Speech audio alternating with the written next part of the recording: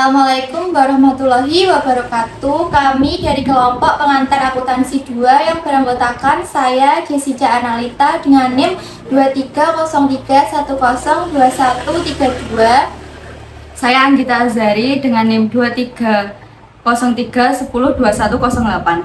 Saya Nabila Mutiara Maurila dengan NIM 2303102119. Video pembelajaran ini dibuat dalam rangka untuk memenuhi tugas pengantar akuntansi 2 yang diampu oleh Ibu Yuwin Julianti. Di sini kami akan membahas mengenai salah satu kasus yang ada di Indonesia dengan tema kecurangan atau penyalahgunaan dana dalam suatu perusahaan. Kasus yang akan kami bahas adalah kasus penggelapan dana oleh manajer toko. Sebuah berita yang diunggah pada situs suara.com dan menjadi ramai perbincangan di masyarakat pada awal bulan November tahun 2023 sempat viral, yaitu penggelapan dana sebesar 1,3 miliar rupiah oleh Fuja Fauzia, seorang manajer toko yaitu My Beauty Store yang terletak di kota Serang yang menjual berbagai skincare kecantikan. Nah, si Fuja Fauzia ini memiliki gaya hidup yang sangat hedon. Setiap 2 bulan sekali dia pergi jalan-jalan ke Bali. Dia membeli mobil Brio secara cash, lalu menginap di hotel mewah bintang 5 dan membeli barang-barang branded. Pasalnya, jika hanya mengandalkan gajinya setara dengan UMR Kota Serang yaitu sebesar 3,2 juta rupiah, hal tersebut sangat di luar nalar dan tidak mungkin terjadi. Alfiera, sang owner, awalnya mengaku sebagai teman dekat yang cukup mengenal Fuja Fauzia. Fuja pun sempat bercerita bahwa dia memiliki sang pacar yang sangat royal sehingga dia dapat mudah mencapai kekayaan tersebut. Kepercayaan inilah yang membuat Alfiera mempercayai Fuja sebagai manajer toko. Nah, cara Fuja untuk memanipulasi uang hasil penjualan toko yaitu dengan cara ia berangkat lebih awal daripada pegawai yang lainnya, sehingga saat ada konsumen yang datang awal untuk membeli barang secara cash, maka uang tersebut masuk ke dalam tas Fuja. Dan jika ada transaksi secara cashless, maka akan langsung masuk ke dalam rekening pribadi si Fuja. Selama ini, Fuja selalu memanipulasi data keuangan toko sehingga hal tersebut tidak diketahui oleh owner toko. Hingga berjalan 2 tahun, Alfiera pun menyadari bahwa sang sahabatnya Fuja ini telah menggelapkan dana hingga 1,3 miliar rupiah. Hal ini mulai dicurigai oleh Alfiera setelah merasa bahwa stok barang yang ada di toko habis namun tidak balik modal. Akhirnya, Alfiera membentuk tim investigasi untuk membahas kasus yang terjadi di tokonya tersebut. Dan hasilnya menunjukkan bahwa Fuja yang telah menggelapkan uang senilai 1,3 miliar rupiah dari hasil toko tersebut. Fuja telah terbukti melakukan transaksi di luar penjualan. Fuja disebut telah menggunakan uang tersebut untuk kepentingan pribadinya. Lantas, ia dimintai pertanggungjawaban atas perbuatannya. Hal ini terbukti dari Alfiera yang meminta Fuja untuk mencetak rekening korannya dan terlihat banyak transaksi yang dilakukan Fuja di luar penjualan.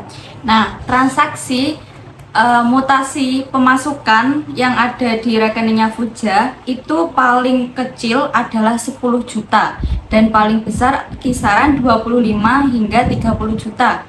Sedangkan pengeluarannya itu paling kecil di angka 50 juta, sedangkan paling besar adalah 104 juta. Jika dilihat dari gajinya, yaitu hanya 3,2 juta. Hal tersebut sangat tidak mungkin karena kalau dilihat dari gaji Fuja dari toko tersebut hanya setara UMR Kota Serang yaitu 3,2 juta per bulan, sedangkan pemasukannya paling kecil itu 10 juta. Berikut adalah kasus kecurangan yang diangkat oleh kelompok kami. Kelompok kami menanggapi dengan memberikan solusi yang bisa dilakukan oleh perusahaan atau pemilik owner agar hal-hal tersebut dapat diatasi dengan berbagai cara. Salah satunya yaitu meminta pertanggungjawaban atau ganti rugi kepada si pelaku, mem-PHK secara tidak sopan atau dengan tidak memberikan pesangon, melaporkan kepada pihak yang berwajib atau hukum pidana. Hal seperti ini harus secara tegas diatasi karena sangat merugikan owner. Berikut adalah pengendalian kontrol internal dalam meminimalisir penyalahgunaan wewenang. Yang pertama adalah adanya perjanjian kerja atau surat pernyataan resmi yang bermaterai. Hal ini sangat penting karena dapat menjadi pertanggungjawaban ketika terjadi sesuatu di luar kendali. Menetapkan SOP dengan tegas yang harus ditaati. Walaupun manajer toko atau karyawan lain adalah orang dekat kita yang mungkin dapat kita percaya, namun SOP tetap harus dijalankan secara tegas bagi seluruh karyawan toko. Yang kedua, melakukan pembukuan yang jelas dan akurat sesuai kondisi keuangan toko, seperti penjualan barang, retur barang, barang rusak, barang masuk, dan pengeluaran toko yang dibuktikan dengan nota pembelanjaan toko.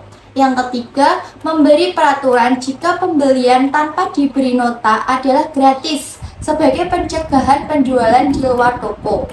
Yang selanjutnya, membuat laporan keuangan setiap bulan yang dapat menggambarkan hasil operasi berjalannya store serta melakukan stok opnam bulanan untuk memastikan pencatatan dalam pembukuan store sudah benar. Hal ini meminimalisir adanya selisih antara data pembukuan dengan stok barang sesungguhnya yang di gudang.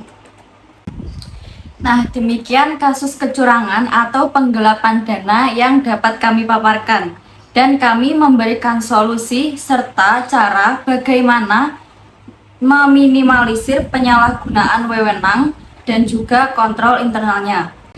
Semoga apa yang telah kami sampaikan dapat memberikan pelajaran bagi kita semua, terutama business owner, bahwasanya sedekat apapun kita kepada orang lain, jangan sampai 100% percaya kepada orang tersebut, sekalipun itu adalah sahabat kita sendiri maupun keluarga kita sendiri. Karena kita tidak tahu jika orang yang kita percaya akan melakukan korupsi yang begitu besar, karena dia telah menyalahgunakan kepercayaan yang telah kita berikan. Selanjutnya, dari kasus tersebut dapat diambil sisi positifnya, yaitu dengan menetapkan SOP kepada siapapun tanpa terkecuali. Hal ini untuk meminimalisir terjadinya hal tersebut. Dan semoga dari kasus ini bisa diambil manfaat bagi kita semua. Sekian yang dapat kelompok kami sampaikan. Terima kasih. Wassalamualaikum warahmatullahi wabarakatuh.